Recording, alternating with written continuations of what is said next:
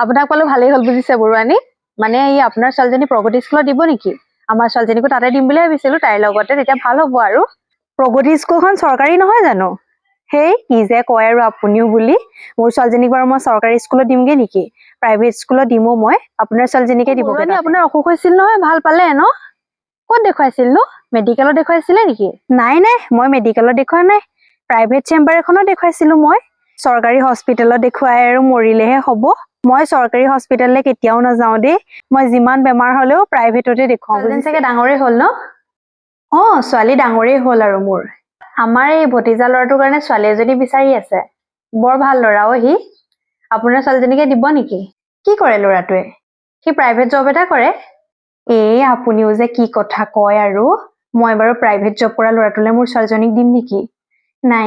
বেয়া নাপাব আপুনি মই প্ৰাইভেট জব কৰা ল'ৰাটোলে দিব নোৱাৰো দেই আপুনি বেলেগতে চাওকগে